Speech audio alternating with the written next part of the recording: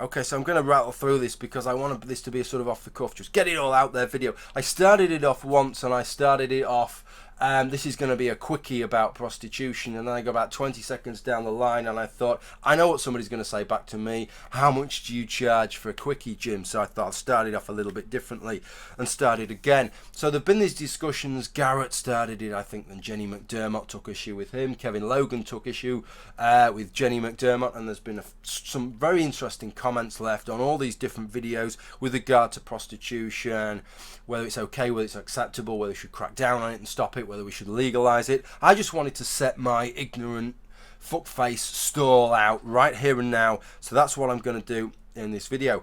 My position is perhaps largely in line with Kevin's, although whereas he has this position of, well, I don't really like the idea of prostitution. If we could stamp it out, I'd stamp it out, but we can't stamp it out. They're very pragmatic.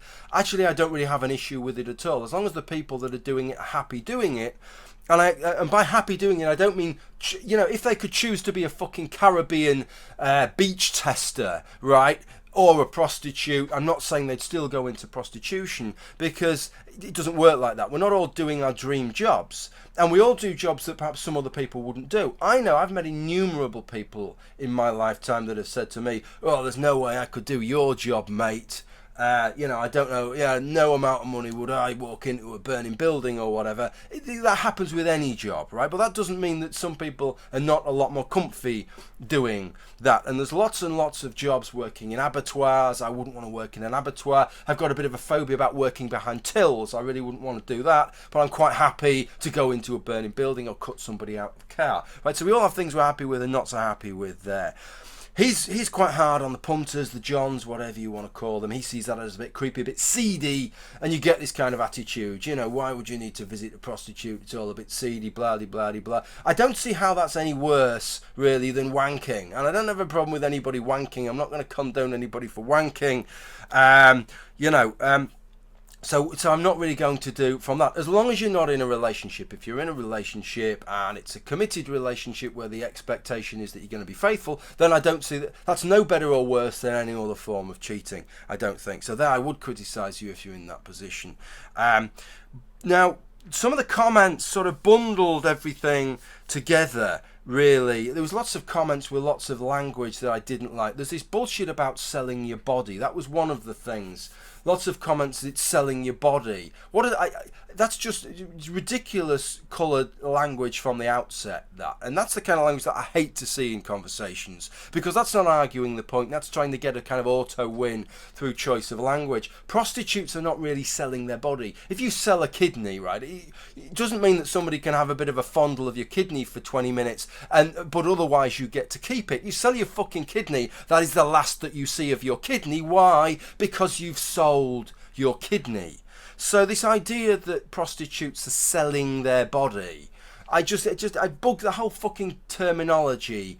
Bugs me, you know, that if somebody massages my shoulders, they're not selling their body, but if they massage my cock until it fucking sprays all over the place, then they're selling their body, right? It doesn't mean anything. We either apply that terminology to the farm labourer or to the labourer on a construction site and to the masseur, etc., or we don't apply it at all, I think. And then there's this bundling everything together. There's the bundling, the prostitution that takes part where women are going to it as an act of volition, they're consenting to it, they're making it as a free choice themselves, and bundling it all in with child prostitution and sex slavery and trafficking and all this kind of thing, as if it's all the same kind of thing. And it's the same kind of thing we see where people talk about porn, and they're talking about banning porn, and they can't stop themselves saying porn and child porn, as if there's some fucking grand correlation between the two things.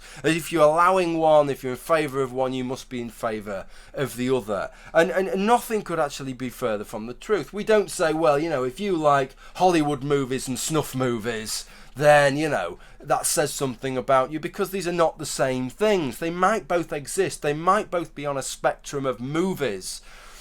The other one might be on a spectrum of prostitution, but it doesn't mean that to vouch for one of them is to vouch for the other one there. And there's this issue of exploitation that keeps coming up, that it's all exploitation. And yet, I've researched this, right? I've only researched it for the video, right? Because I know how much, at the other end of the spectrum, if you're a woman and you've got a really sound, tidy body, you're really good looking and you're good at what you do, you can make a fucking fortune doing this. And look at this. This is a page, Angels of London. This was the first one I came across. Just put in London escorts, right? The lowest anybody is earning on this page was £150 a fucking hour.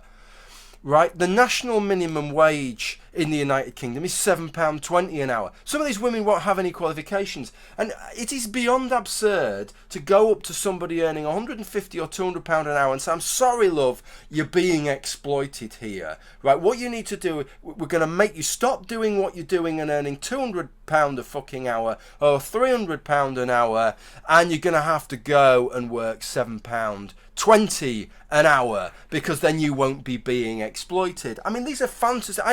I dream of earning that kind of hourly rate, and most people do.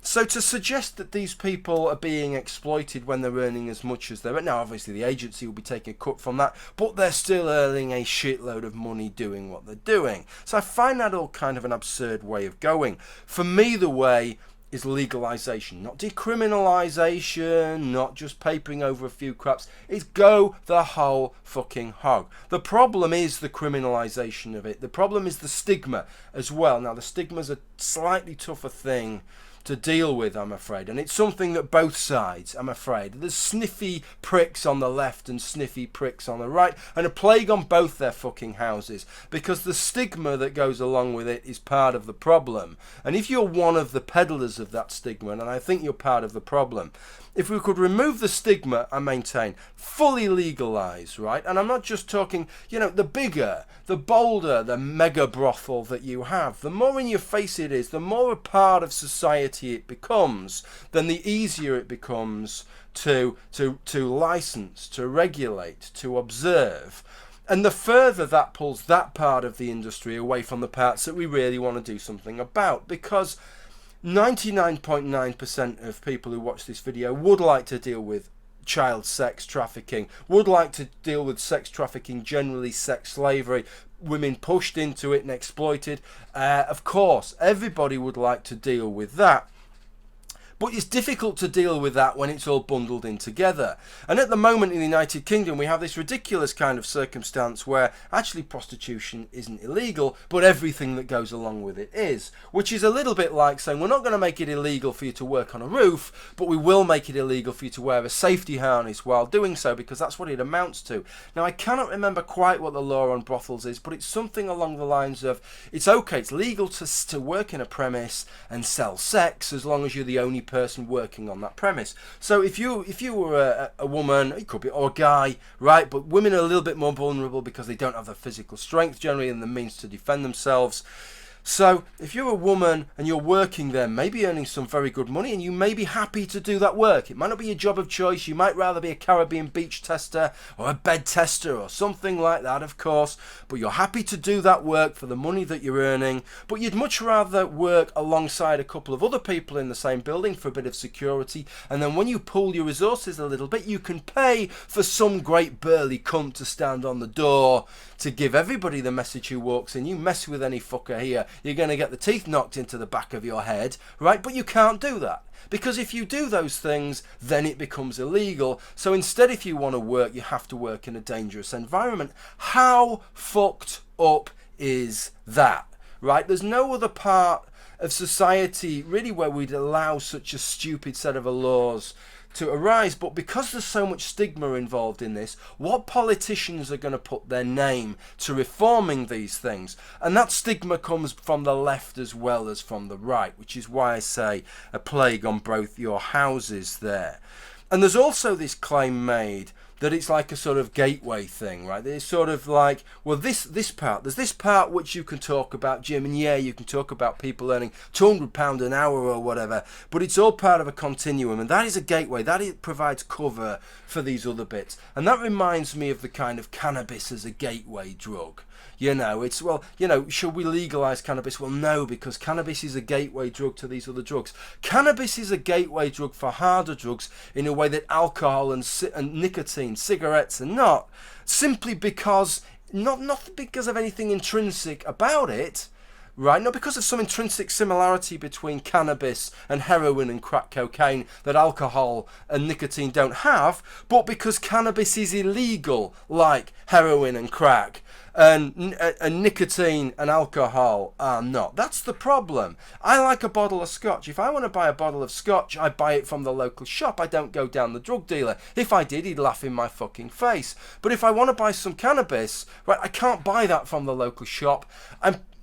There's a good chance that the guy that I go and see to get that is at least involved in illegal activity because he's selling me that drug. Right, so he's already, I know that he's prepared to get involved in illegal activity, and he may well be selling these other drugs as well. So I'm getting drawn in to those circles, and cannabis is getting drawn in to those circles. So this seems to me the same kind of thing here. What we do know is the status quo is not working, right? The keeping it as illegal or as just minimally decriminalising it just doesn't seem to work, and it's not worked for centuries. And for me, it seems to work for just about everything else in society. If you don't have any stigma attached to it and you legalise it, bring it as out into the open as you can, that always seems to be the best for all involved. I don't see why that is going to be the very one exception, and so obviously exception that we're not even prepared to try it. The last thing that I wanted to talk about was just a comment that Jenny kept talking about, which was this idea of economic necessity, right? Which I just really couldn't get my head around what she was trying to say there. The first thing she was saying is that, well, if you prostitute through economic necessity, then you can't consent, so it's rape or something, right? But any contract requires you to be able to consent. So if you're saying you cannot consent to any job, she was a waitress, right, through economic necessity. So that means that her contract of employment was null and void, because a contract is not valid if you are not able to consent to that contract at the point when it was signed. So this just impacts more than just prostitution. It means any job that anybody takes, unless they are economically well off, economically rich enough to refuse that job, then the contract is null and void. Well, that's a ridiculous starting point, and there's no reason to say, oh well, we won't make the argument for every other job then, we'll just make it for prostitution and nothing else. It's a bullshit argument to make. And with regard to economic necessity, if really what you're saying is that these women, there's just no options. It's not that there are other badly paid jobs that they could do, which are the badly paid jobs that the guys are doing and everybody else is, and the older women are doing and everybody else, right? If there are literally no other jobs, it's either be a prostitute or starve, then what do we say? That is an issue if that is true, but it's an issue of economic opportunity. And if your answer to that is to say, like some kind of righteous Christian, for the betterment of your immortal soul, it's better that you starve to death on the street than prostitute yourself, that is just beyond ridiculous. That I'm sure that's not what she's saying, but if that's not what she's saying, then I'm not really sure what she is. I think that's laid out everything I want to say. This is an off the cuff video, so I'm not going to do it again. Thank you for watching, and bye for now.